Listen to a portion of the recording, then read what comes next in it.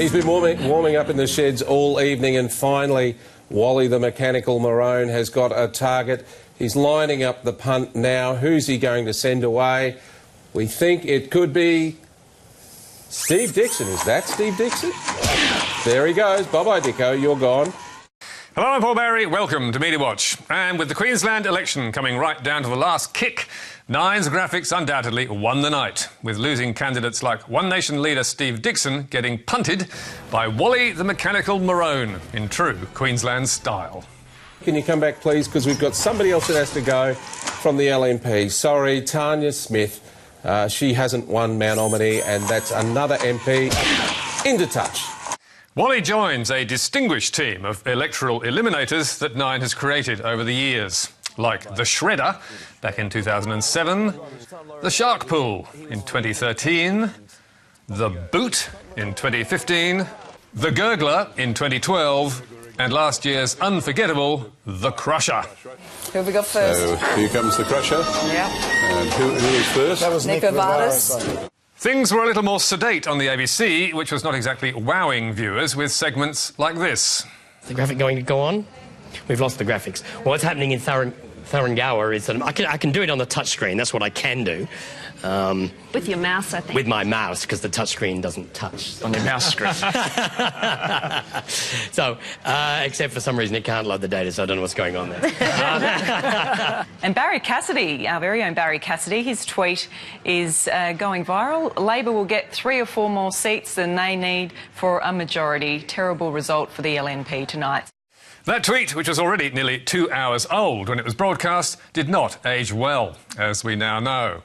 And over on Sky, they were also calling victory for Labor a little too early, as you can see from this morning's front page in Brisbane's Courier Mail. Premier's reign delay. Needing 47 seats for a majority, Labor is still 4 short, with 12 results to come.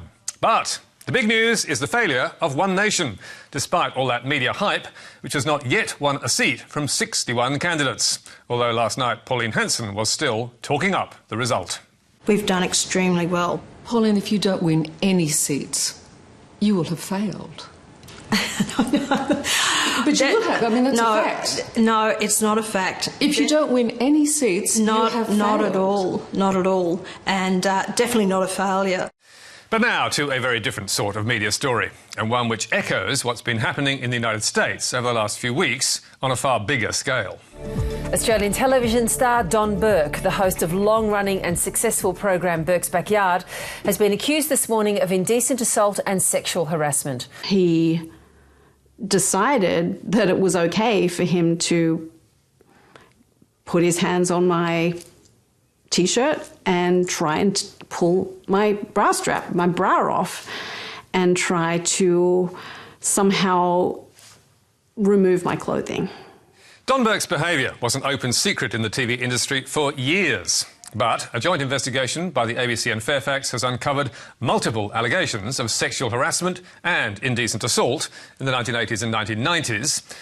And with these come suggestions that complaints were ignored by Channel 9 because Burke was a star. Every single person in management has known about Don Burke. Every male manager. There is not one that does not know, said a former Nine staffer. Tonight, Don Burke went on Channel 9 to deny the allegations. So might you be guilty of all of these things? No, absolutely not. No. But these sort of things bear no relationship to who I am and what I'm about. And there are plenty of people from that time at Burke's Backyard that were there that have come to me and said, how can they say this? They're furious. These things didn't happen. Don Burke also rejects any comparison to Harvey Weinstein, the notorious Hollywood film producer whose more serious abuse was exposed last month by the New York Times and the New Yorker. Weinstein's dramatic demise brought a day of reckoning in the United States, giving women in the industry the courage to speak out. And that is now cutting short the careers of some of America's best-known journalists. Once legendary and now disgraced journalist Charlie Rose out of a job this morning, fired by CBS News. The New York Times is suspending one of its White House correspondents, reporter Glenn Thrush. Political contributor Mark Halperin will no longer be appearing on the network after at least 5 women have come forward alleging sexual harassment. On our count, 42 men in US public life have now been accused, with politicians like Roy Moore, former President George H.W. Bush, Senator Al Franken and Congressman John Conyers joining the media ranks. So, could the Don Burke case in Australia be just the start of something similar here? We've had hundreds and hundreds of women contact us. It's a veritable tsunami of cases of sexual assault, intimidation and abuse in the Australian workforce, particularly the Australian media. Tracy Spicer, who detailed her own experiences of sexual harassment in TV after she was sacked from Channel 10 in 2006, is a driving force behind Women in Media, which, since Weinstein's fall, has received complaints of sexual harassment, bullying or physical assault from 500 women involving 65 different men, many of whom are still working in the media. One of them in particular has been offending for about 40 years, to the point where even 3 years ago, a young woman who I worked with, he kept grabbing at her underpants in the workplace every weekend. She went to the boss and complained about it, and he said, just wear jeans so he can't get his hand up there. So this is a person that's currently working in Australian media? That's exactly right. One serial offender, now dead, was John Sorrell, Channel 9's news chief in Melbourne for 25 years until 2003. Ex-9 reporter Alison Mao recently described him as a monster to the young women in his newsroom. This man was a legend in the game, but the number of scoops broadcast or careers launched will never outweigh the damage done. Commercial TV, and 9 in particular, have long been notorious for their blokey culture, thanks in part to a 2008 unfair dismissal action brought against 9 by reporter Christine Spiteri, whose statement of claim made this memorable allegation about 9's then head of news and current affairs, John Westacott. To make it in this industry, you've got to have fuckability. To make it in this game, women have to be fuckable. Westacott is alleged to have said.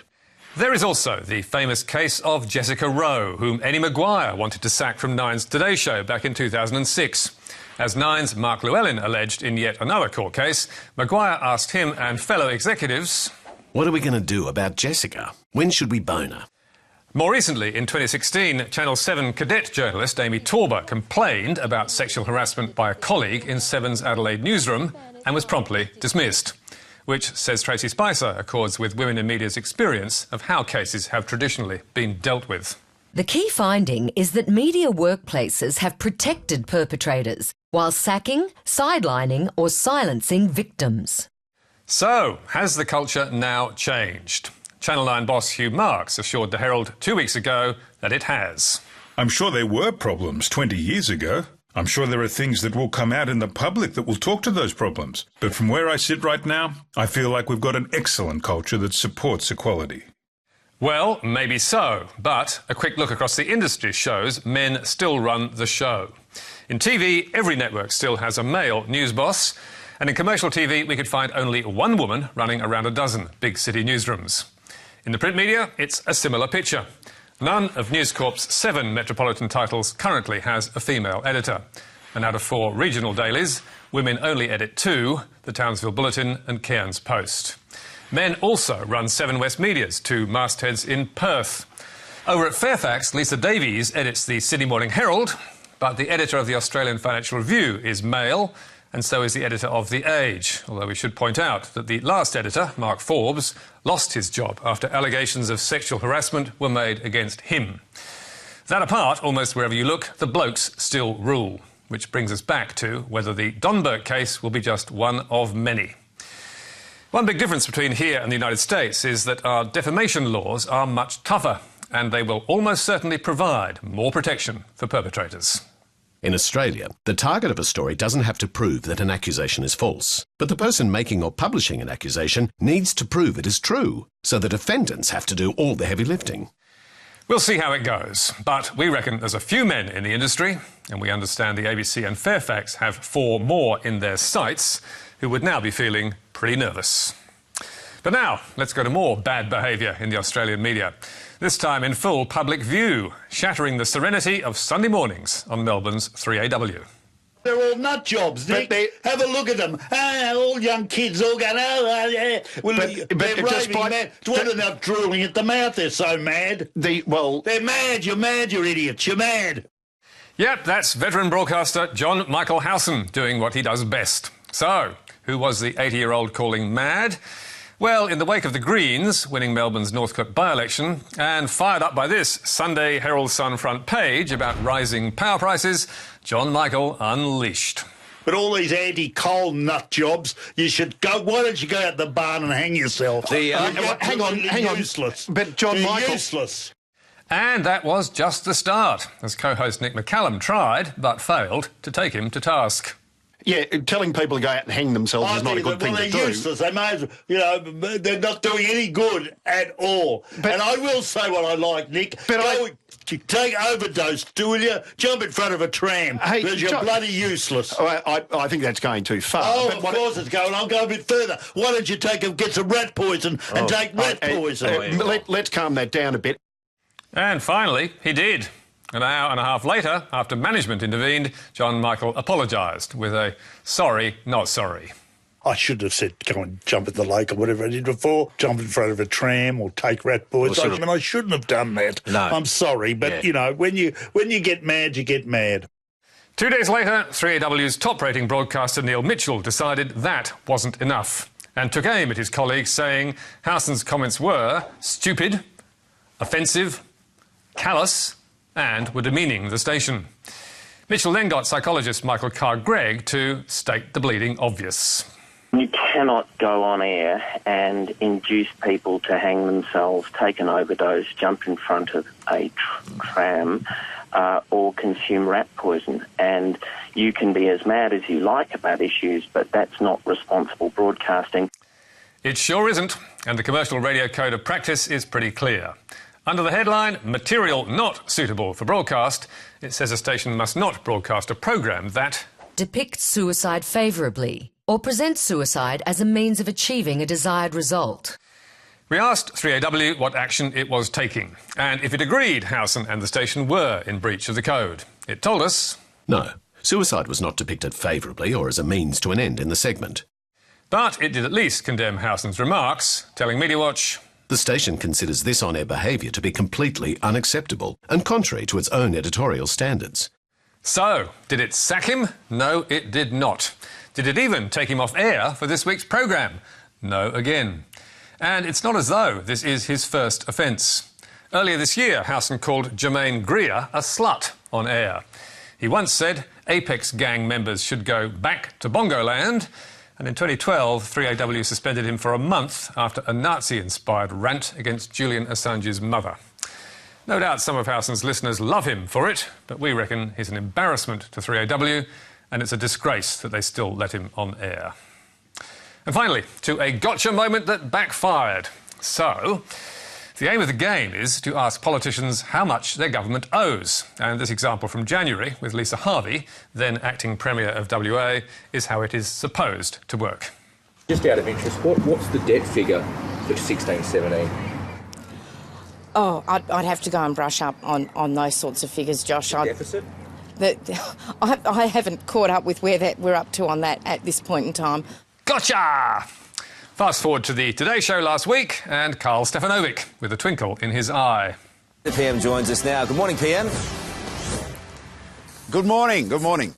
And soon Karl was lining him up with the curly question. How can you promise tax cuts for middle-income battlers when the debt of this country is spiralling out of control? Let's just have a look at the debt right now. And just incidentally, that's the national debt right where you are, PM. That's just at the bottom of the screen, you can't see it. Yeah. Any idea what that number is? No. Gotcha again! But not so fast, because while the PM may not know his AC/DC hits, he used to be a banker, and debt figures are right up his alley. Well, Karl, I can't read the screen, but I know what the net debt is. But what is it? Well, the net debt is around $360 billion. Yeah. Right. That's the net debt. Okay.